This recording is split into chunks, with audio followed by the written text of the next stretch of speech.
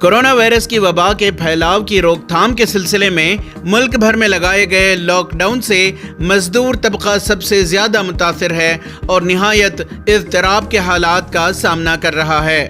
ان حالات میں ایسے مجبور مزدور، بیواؤں اور مسکینوں تک امداد پہنچانے میں جماعت اسلامی ہند شاخ کرناٹکا کی جانب سے شعبہ ہیومینیٹیرین ریلیف سوسائٹی متحرک ہے۔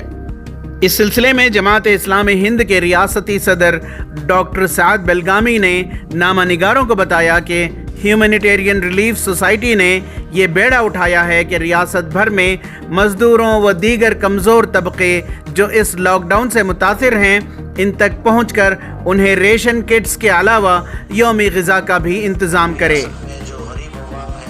روزانہ جو مزدوری کر کے کھاتے ہیں، ٹھیلا چلانے والے ہیں، ایسے لوگوں کی زندگی بہت زیادہ متاثر ہو رہی ہے اور حالات نازک ہو رہے ہیں۔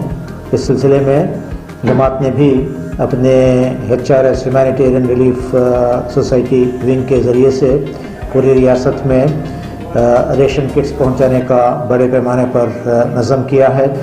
افراد جماعت بھی اور ملت کو بھی ہم ترغیب دیتے ہیں کہ وہ اپنے پاس پڑوس میں ایسے غربا کا لحاظ رکھیں، خیال کریں، ان کا تعاون کریں۔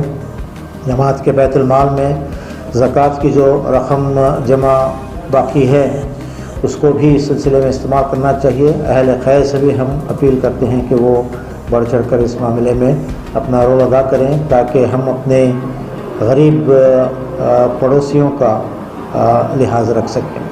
ایک بہت بڑا نیکی کا کام ہے جس کو اختیار کرنے کی ان حالات میں ہم خصوصاً توجہ دلاتے ہیں۔